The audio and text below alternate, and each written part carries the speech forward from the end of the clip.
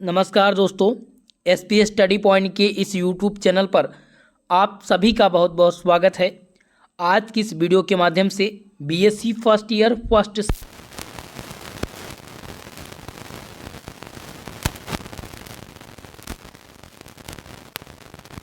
Objective प्रकार के प्रश्नों पर होना है, यानी जिनके एग्जाम में एमसीक्यू प्रश्न पूछे जाने हैं, उन सभी के लिए आज की हमारी क्लास खासकर महत्वपूर्ण होगी। दोस्तों, हमने स्टार्ट किया है जूलॉजी की क्लास और जूलॉजी में आज हम चैप्टर नंबर फर्स्ट के महत्वपूर्ण ऑब्जेक्टिव प्रकार प्रश्नों पर हम चर्चा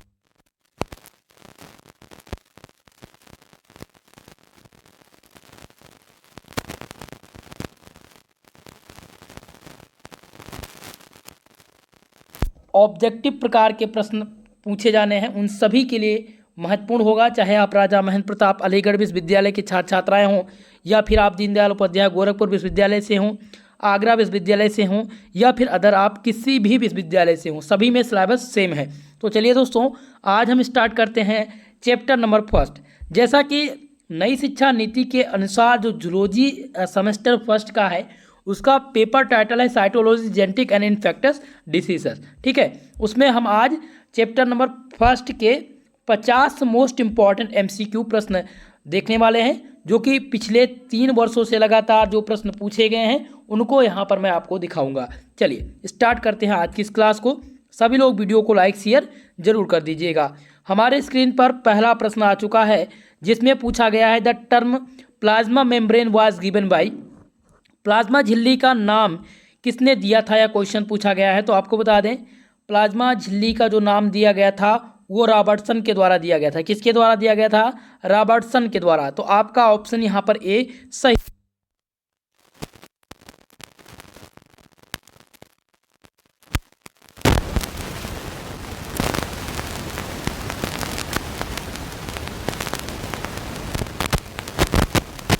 से कौन सा है? पहला दिया गया है लेमेलर मॉडल, दूसरा है फ्लड मोज़िक मॉडल, तीसरा दिया गया है यूनिट मेम्ब्रेन मॉडल, और डी है मॉलिकुलर लिपिड मॉडल।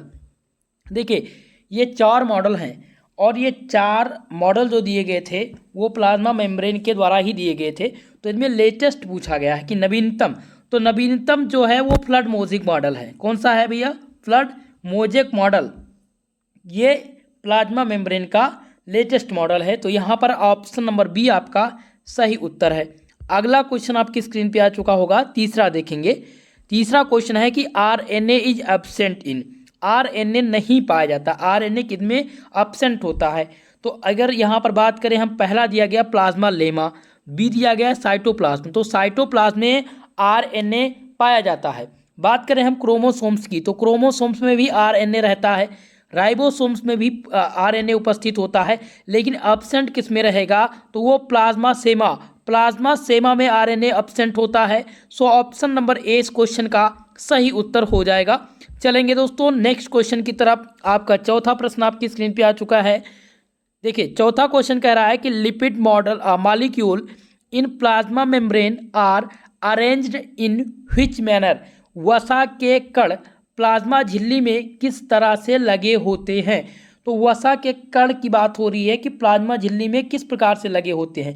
पहला कह रहा कि श्रृंखला के क्रम में लगे होते हैं, या फिर जो है सितारा छितरा हुआ, यानी कि जो सैटेलाइटल कहते हैं उस तरह से, या फिर अल्टरनेटेड यानी एकांतर के रूप में, या फिर हेड पैरेलल। हेड पैरेलल मतलब सिर समानतः। तो आपको बता दें कि जो वसा के कण होते हैं वो प्लाज्मा झिल्ली में हेड पैरेलल के रूप में लगे होते हैं, अरेंज हुए होते हैं। ठीक है, तो यहाँ पर डी ऑप्शन आपका सही उत्तर होगा। अगला क्वेश्चन आपकी स्क्रीन पे आ चुका है, क्वेश्चन नंबर 5। पांचवा क्वेश्चन है कि who propose the fluid mosaic model of membrane structure. Question है कि किसने fluid mosaic model of membrane structure दिया था। तो उनका क्या नाम था दोस्तों? उनका नाम था यहाँ पर सिंगर एंड निकोलसन। सिंगर और निकोलसन ने fluid mosaic model of membrane structure दिया था। सो यहाँ पर डी ऑप्शन आपका सही उत्तर होगा। हमने यहाँ पर 5 प्रश्नों की चर्चा कर ली है। चलिए नेक्स्ट प्रश्न की ओर बढ़ते हैं, क्वेश्चन नंबर 6 की तरफ।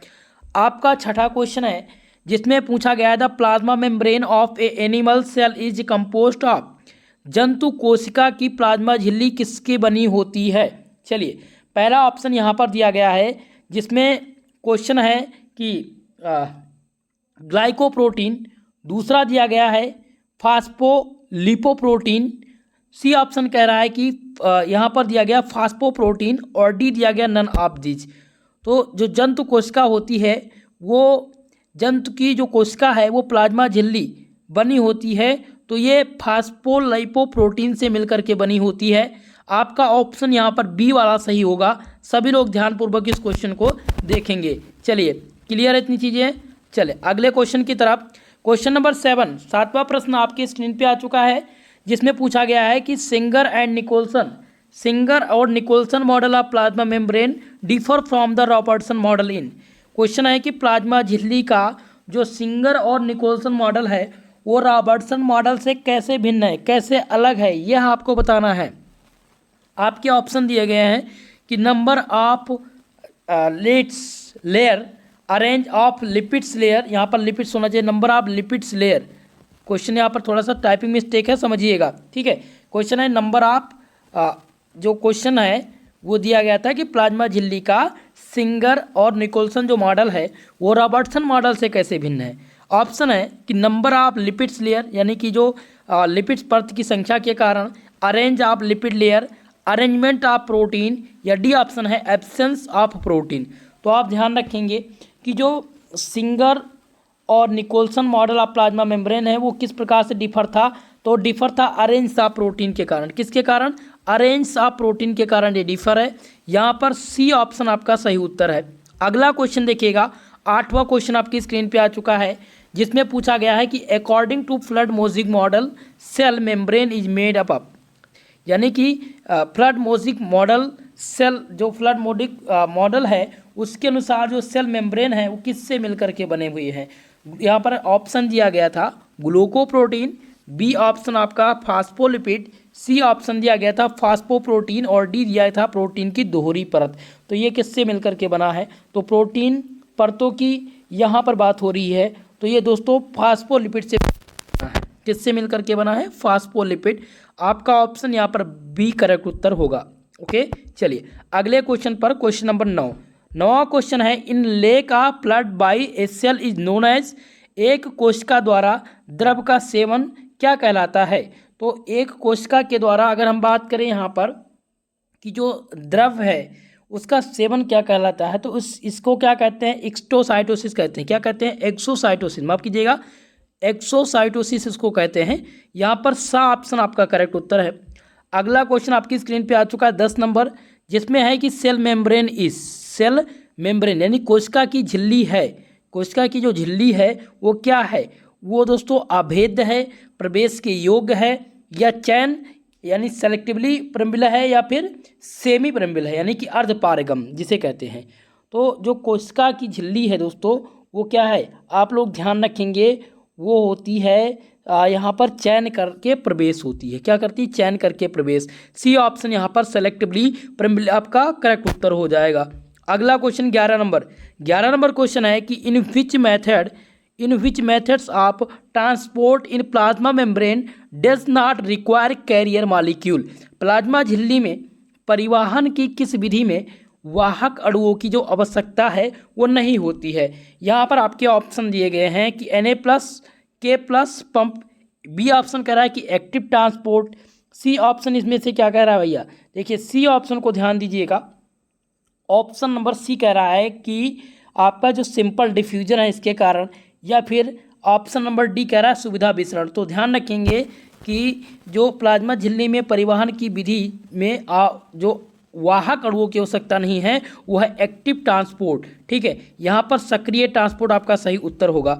अगला क्वेश्चन देखिए, 12 नंबर प्रश्न है कि एक्टिव ट्रांसपोर्ट क्या है। जो एक्टिव ट्रांसपोर्ट है उससे क्या होती है? ऊर्जा निकलती है, यानी कि रिलीज ऊर्जा, ये ऊर्जा को रिलीज करता है, या रिक्वायर्ड एनर्जी यानी कि ऊर्जा की आवश्यकता होती है, या ऑप्शन नंबर सी कह रहा है कि प्रोड्यूस एनर्जी यानी कि ऊर्जा बनाता है, या डी कह रहा है कि विषैला पदार्थ निकालता है। तो जो एक्टिव ट्रांसपोर्ट होता है वो रिक्वायर्ड एनर्जी की ज़रूरत होती है। एक्टिव ट्रांसपोर्ट को क्या करते हैं? एनर्जी की ज़रूरत होती है, ऊर्जा की आवश्यकता होती है। सो यहाँ पर बी वाला ऑप्शन आपका सही उत्तर है। चलिए नेक्स्ट क्वेश्चन की तरफ। इसमें दोस्तों थोड़ा सा हमारे क्रम जो है सीरीज़ में थोड़ा सा दिक्कत है, और यहाँ पर डायरेक्ट हम आ गए हैं क्वेश्चन नंबर 12 के बाद में क्वेश्चन नंबर 29 की तरफ। ठीक है, तो आगे हम उस क्वेश्चन को भी एडजस्ट कर देंगे, ध्यान दीजिए। चलिए अब नेक्स्ट क्वेश्चन 29 नंबर आ गया है। The term of pinocytosis was coined by. Pinocytosis शब्द किसके द्वारा गढ़ा गया था? आपके ऑप्शन यहाँ पर दिए गए हैं कि मेचनिकॉफ के द्वारा, यल्विस के द्वारा, ऑप्शन सी है मस्ट, और डी दिया गया नन ऑफ दीज। तो यहाँ पर ध्यान रखेंगे कि जो पिनोसाइटोसिस है वो क्वाइन किया गया था, किसके द्वारा दिया गया था? तो ये मेचनिकॉफ के द्वारा दिया गया था। आपका 29 नंबर का ऑप्शन नंबर ए सही उत्तर होगा।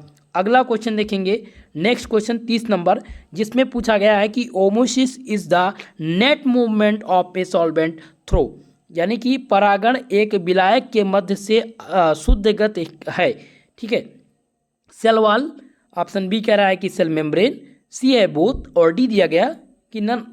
तो परागण एक विलायक जो है वो सेल मेम्ब्रेन के द्वारा, कोशिका झिल्ली के द्वारा विलायक के माध्यम से शुद्ध गति करता है। सो बी ऑप्शन इस क्वेश्चन का करेक्ट उत्तर होगा। क्वेश्चन नंबर 31 है कि gas such as oxygen and carbon dioxide cross the cell membrane by.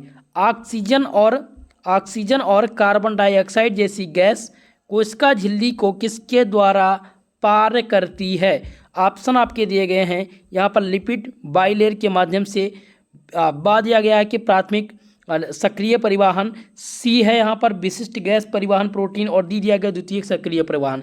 तो ध्यान रखेंगे 31 नंबर का जो सही ऑप्शन हो जाएगा वो ए वाला ऑप्शन आपका हो जाएगा, passive diffusion through the lipid layer. Okay, A option correct उत्तर है। क्वेश्चन नंबर 32 आपके स्क्रीन पे आ चुका है, जिसमें पूछा गया है कि carrier protein takes part in, वाहक प्रोटीन भाग लेते हैं। क्वेश्चन क्या कह रहा है कि वाहक जो प्रोटीन है वो किस में भाग लेते हैं? पहला दिया गया है कि जल परिवहन में, आयनों के सक्रिय परिवहन में, आयन जो है उनके निष्क्रिय परिवहन में, या इनमें से कोई नहीं।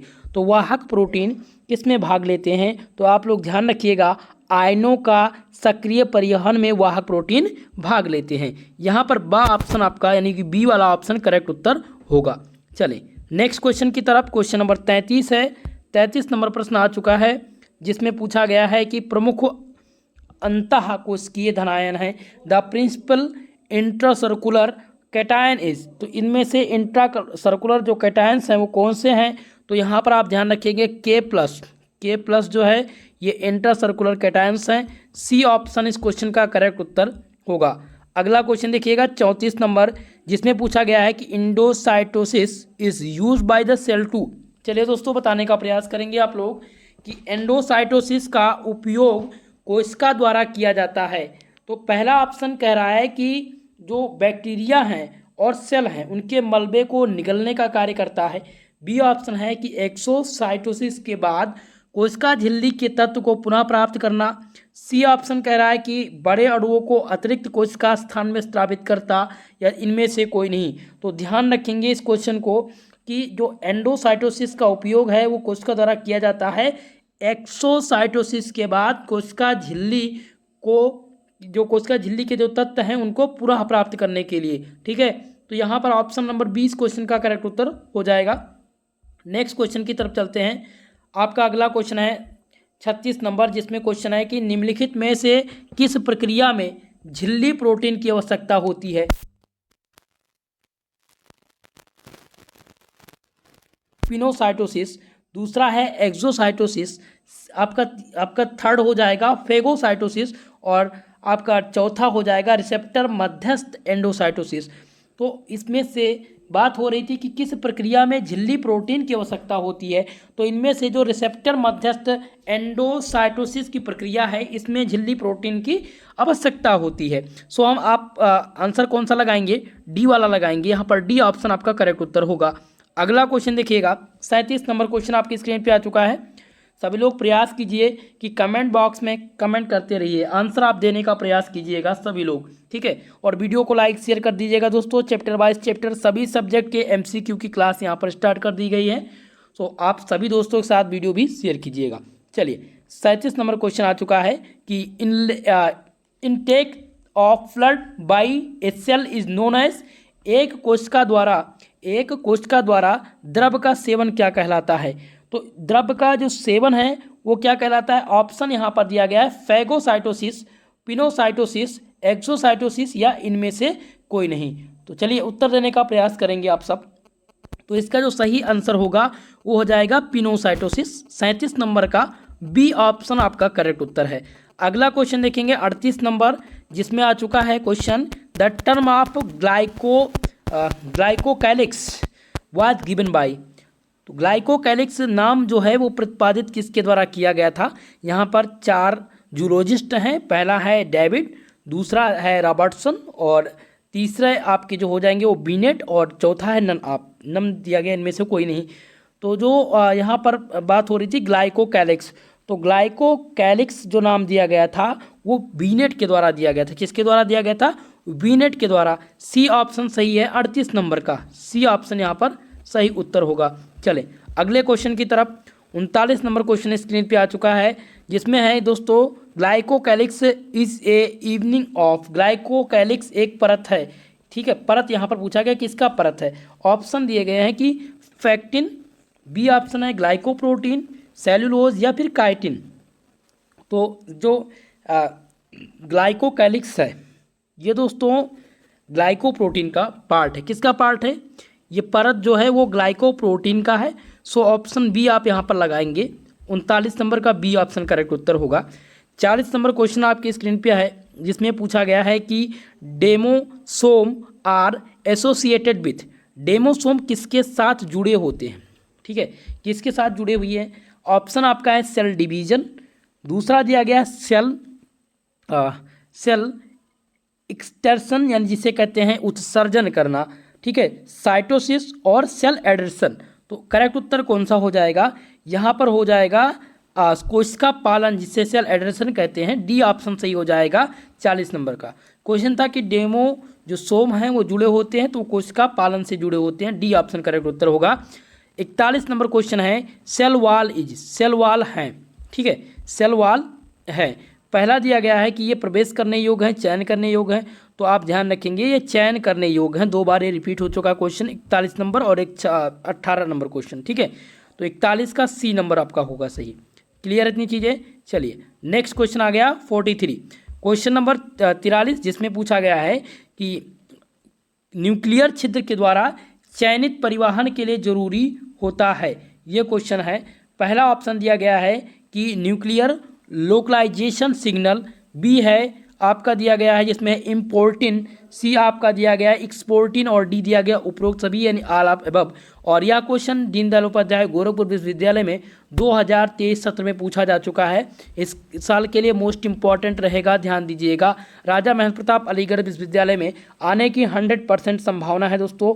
आगरा विश्वविद्यालय के स्टूडेंट और DDU के, ये सभी लोग ध्यानपूर्वक इस क्वेश्चन को समझ लीजिएगा। चलिए एक बार फिर से आपको बताने का प्रयास करूंगा। क्वेश्चन यहाँ पर था कि न्यूक्लियर छिद्र के द्वारा चयनित परिवहन के लिए क्या जरूरी होता है? तो ये सभी जरूरी होता है, ठीक है। केंद्रीय स्थानिक सिग्नल की ज़रूरत होती है, ठीक है, उसमें ज़रूरत होती है इम्पोर्टिन की, एक्सपोर्टिन की। सो आप कौन सा लगाएंगे? यहाँ पर डी ऑप्शन लगाएंगे, उपरोक्त सभी यानी कि ऑल ऑफ एबव के। सही उत्तर डी वाला ऑप्शन होगा। अगला क्वेश्चन आ चुका है 44 नंबर। चलिए क्वेश्चन नंबर 44 है, two cell are the connected with the help of. कोशिका किसके द्वारा जुड़ी होती है? क्वेश्चन है कि कोशिका किसके द्वारा जुड़ी होती है? सेल वॉल के द्वारा,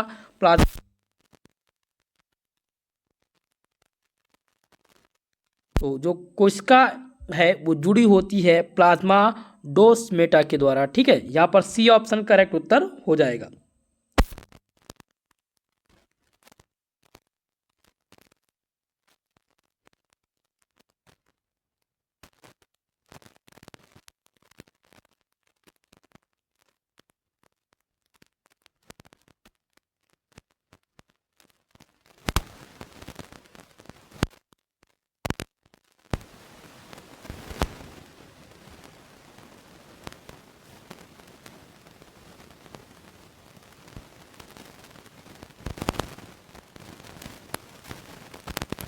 जिसमें है कि the folds for plasma membrane in bacterial cell are known as. जीवाणु कोशिका में प्लाज्मा झिल्ली की तह से रूप में किसको जाना जाता है? तो दोस्तों हम किसको जानते हैं यहाँ पर आप ध्यान रखेंगे, हम जानते हैं यहाँ पर मेसोसोम को। मेसोसोम को हम जीवाणु कोशिका में प्लाज्मा झिल्ली के तह के रूप में जानते हैं। सो ए वाला ऑप्शन 46 नंबर का सही उत्तर होगा। क्वेश्चन नंबर 47 आपकी स्क्रीन पे आ चुका है, जिसमें पूछा गया है एपोप्लास्ट।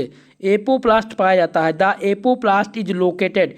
ठीक है, ऑप्शन ए कह रहा है कि इन द इंटायर साइटोसोल, या बी ऑप्शन है इन द प्लास्टेट, सी ऑप्शन दिया गया आउटसाइड द प्लाज्मा मेम्ब्रेन, और डी ऑप्शन है both side of plasma membrane. तो यहाँ पर दोस्तों ध्यान रखेंगे, जो एपोप्लास्ट है वो कहाँ पर लोकेटेड होता है? वो आउटसाइड ऑफ प्लाज्मा मेम्ब्रेन में लोकेटेड होता है।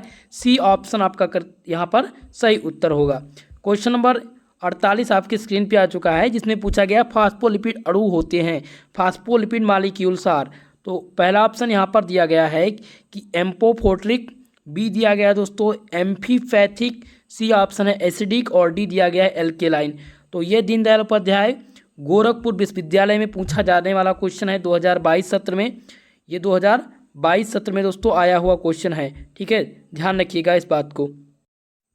चलिए, तो फास्फोलिपिड पूछा गया था, अणु हैं, तो ध्यान रखेंगे दोस्तों इस क्वेश्चन का आंसर जो हो जाएगा पहला ऑप्शन की, हम सबसे पहले ऑप्शन को समझ लेंगे।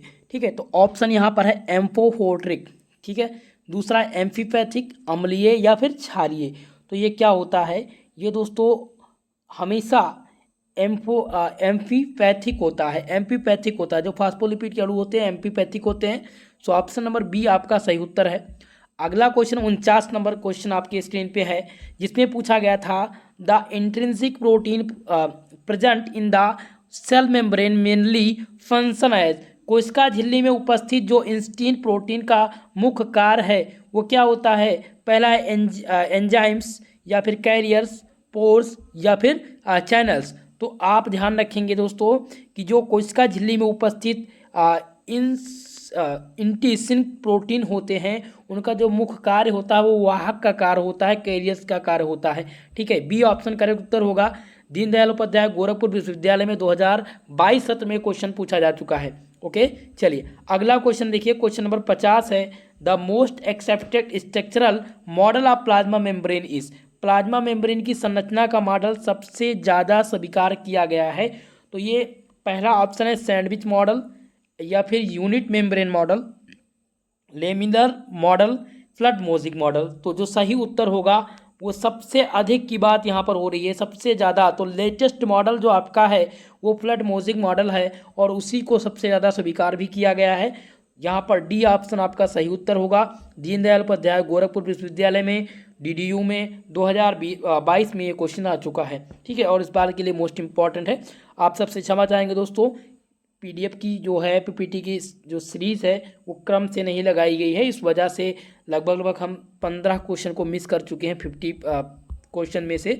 अगली क्लास में, सेकंड वाली क्लास में हम प्रयास करेंगे दोस्तों कि उसको भी ऐड कर दें और वो क्लियर करा दें। ठीक है, बाकी मॉडल सॉल्व पेपर में ये सारी चीज़ें आपको मिल जाएंगी, इसके लिए आप निश्चिंत रहिएगा। दोस्तों यह वीडियो आप सबको कैसी लगी कमेंट बॉक्स में कमेंट करके जरूर बताइएगा।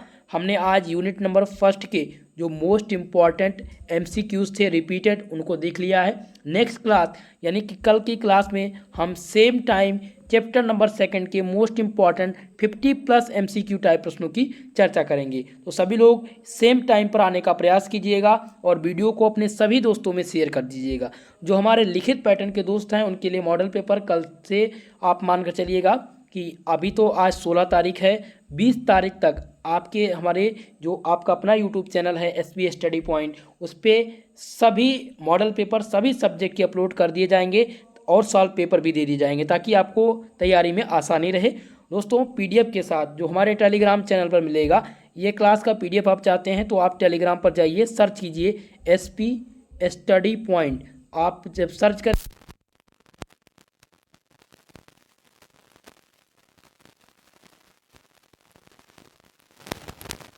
जय भारत।